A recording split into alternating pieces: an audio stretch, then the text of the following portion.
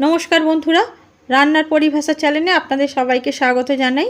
আজ বানিয়েছি আমি ইলিশ মাছের মাথা দিয়ে কচুর শাক। সেটি আজকে আপনাদের সাথে শেয়ার করব। চলুন তাহলে দেখে নেওয়া যাক। কচুর শাক রান্নার জন্য আমি একটি বড় দেখে শোলা কচুর গাছ বাজার থেকে কিনে এনেছি।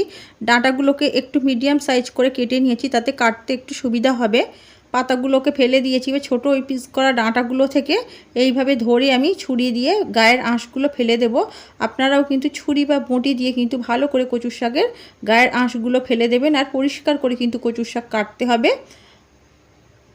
আরও একটি কচুর ডাঁটা আমি আপনাদের দিকে দেখিয়ে দিচ্ছি। দেখুন, এই যে নরম নরম অংশগুলো আছে, এগুলো কিন্তু কেটে বাদ দিয়ে দেব। এগুলো নয়তো ভালো সিদ্ধ হবে না। আর এই কচুর শাকের মাঝখানে কিন্তু অনেক নোংরা থাকে, ধুলেও যেতে চায় না কাটার পরে। আমি ভিজা কাপড় দিয়ে মুছে নিলাম। একইভাবে সব কচুর শাকগুলো আমি কেটে নিয়েছি। সঙ্গে কচুগুলোও কিন্তু দিয়ে দিয়েছি। গোড়ার দিকে যে কচুগুলো ছিল সেগুলোও কিন্তু কুচিয়ে দিয়ে দিয়েছি।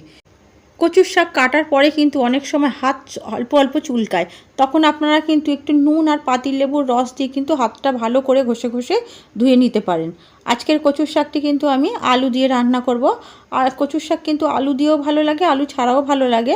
আমাদের বাড়িতে কিন্তু বেশিরভাগ সময় আলু দিয়েই রান্না হতো, আর আজকের কচুর শাকটা কিন্তু আমি আলু দিয়েই রান্না করব।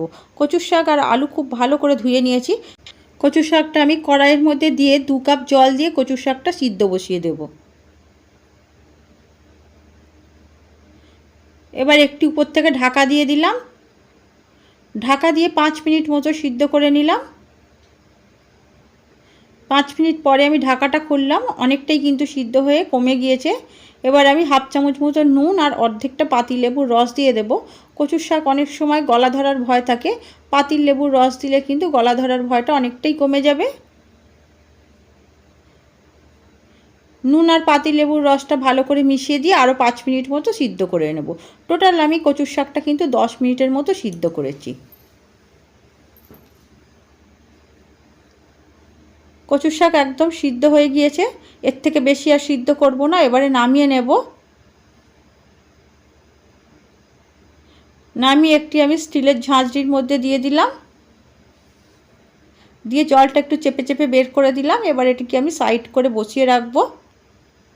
আরও বাকি যেটুকু জল আছে কিন্তু সাইড করে বসিয়ে রাখলে বেরিয়ে যাবে। ইলিশ মাছের মাথা নিয়েছি আমি এখানে 4টে ইলিশ মাছের মাথাকে অর্ধেক করে কেটে নিয়েছি। মাথাটাকে প্রথমে আমি নুন আর হলুদটা মাখিয়ে নেব। নুন আর হলুদটা খুব ভালো করে দুপাশ উল্টে পাল্টে মাখিয়ে নিলাম। উনানে আমি আগে থাকতেই কড়াই বসিয়ে দিয়েছিলাম। কড়াই গরম হয়ে গিয়েছে, দিয়ে দিলাম সর্ষের তেল।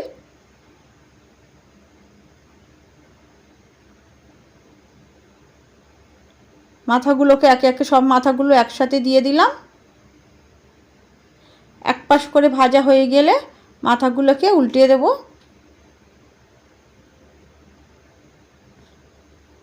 এক পাশ করে ভাজা হয়ে গিয়েছে, উল্টিয়ে দিয়েছি। মাছের মাথা কিন্তু ভাজতে বেশি সময় লাগে না, খুব তাড়াতাড়ি ভাজা হয়ে যায়। দেখুন, একদম খুব সুন্দরভাবে মাছের মাথাগুলো ভেজে নিয়েছি। ইলিশ মাছের মাথা দিয়ে কিন্তু কচু শাক খেতে কিন্তু খুব দারুণ লাগে। মাথাগুলো উঠিয়ে দিলাম। ওই তেলের উপরে এবারে আমি 2টো শুকনো লঙ্কা, 2টো তেজপাতা আর হাফ চামচ মতো জিরা ফোড়ন দিয়ে দিলাম। ফোড়নটাকে একটু ভালো করে ভেজে নেব। দিয়ে দিলাম আমি এবার 2টো কেটে রাখা আলু আর একটা মিডিয়াম সাইজের পেঁয়াজ। পেঁয়াজ আর আলুটাকে খুব ভালো করে ভেজে নেব।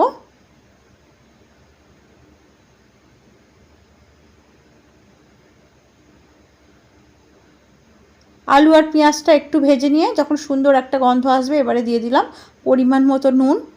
আমি কিন্তু কচুর শাক সিদ্ধর সময় নুন দিয়েছি, সেই পরিমাণ বুঝে দিলাম নুন। পরিমাণ মতো হলুদ, 1 চামচের একটু বেশি আদা রসুন বাটা, আর 1 চামচ মতো জিরে বাটা। জিরেটা কিন্তু আমি বেটে দিয়েছি। আপনারা চাইলে কিন্তু জিরেটা আপনারা কিন্তু গুঁড়ো ব্যবহার করতে পারেন। আর দিলাম আমি লঙ্কার গুঁড়ো। লঙ্কার গুঁড়োটা ঝালটা আপনারা যেরকম খাবেন সেরকম পরিমাণ বুঝে দেবেন। আমি কিন্তু এখানে ফোড়নে 2টো লঙ্কা দিয়েছি। ফোড়নের লঙ্কাগুলো কিন্তু পরে মিশে অনেক ঝাল হয়ে যাবে বলে ঝালের পরিমাণটা একটু কম দিয়েছি, কিন্তু রান্না হয়ে গেলে কিন্তু ঝাল খুব ভালোই হবে। সব মশলা একসাথে ভালো করে কষিয়ে এবারে দিয়ে দিলাম আমি 2 চামচ মতো নারকোল বাটা। কচুর শাকে কিন্তু নারকোল বাটা দিলে কিন্তু কচুর শাকের টেস্ট আরও বেশি ভালো লাগে। একেই তো ইলিশ মাছের মাথা, তার সাথে যদি থাকে নারকোল, তাহলে কিন্তু একদম কচুর শাক একদম দারুণ জমে যাবে। দেখুন বন্ধুরা, মশলা কিন্তু খুব সুন্দর করে কষিয়ে নিয়েছি। এবারে আমি দিয়ে দেব সিদ্ধ করে রাখা কচুর শাক। কচুর শাকটা দিয়ে খুব ভালো করে খুন্তি দিয়ে নাড়িয়ে চাড়িয়ে মিশাতে থাকবো।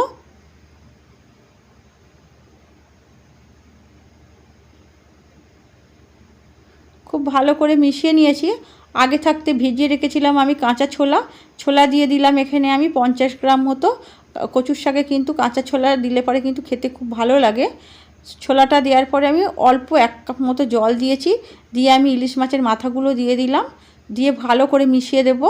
আপনারা কিন্তু এখানে জল প্রয়োজন হলে দেবেন, তা না হলে কিন্তু জল দেওয়ার কোনো প্রয়োজন নেই। অনেক সময় কিন্তু জল দিতে প্রয়োজন হয় না, আবার অনেক সময় অল্প একটু জল অনেক সময় প্রয়োজন হয়ে থাকে। এতগুলো মাথা দিয়েছি তো মাথাগুলো দিয়ে মিশিয়ে একটু ভালো করে কচুর শাকের সাথে সিদ্ধ করতে গেলে একটু জলের প্রয়োজন হবে। আমি 1 কাপ জল দিয়েছি। এবার কচুর শাক খুব ভালো করে মিশিয়ে দিয়েছি ইলিশ মাছ মাথার সাথে। দেখুন বন্ধুরা, এই কচুর শাক কিন্তু রসটা একটু সময় ধরে ধরে টানিয়ে নিতে হবে। কচুর শাকের রসটা কিন্তু যত টানানো হবে খেতে কিন্তু ততই ভালো লাগবে। এদিকে কচুর শাক কিন্তু একদম রেডি হয়ে গিয়েছে। নামানোর আগে আমি দিয়ে দিলাম 1 চামচ মতো চিনি দিয়ে নাড়িয়ে চাড়িয়ে গ্যাসটা অফ করে দিলাম। আজকের এই কচুর শাকের রেসিপিটা যদি আপনাদের ভালো লাগে তো একটি লাইক করবেন। আজকের রেসিপিটি আমি এখানে শেষ করছি। আবারও দেখা হবে অন্য কোনো রেসিপিতে, নতুন কোনো ভিডিও নিয়ে চলে আসবো। আপনারা সবাই খুব ভালো থাকবেন, সাবধানে থাকবেন।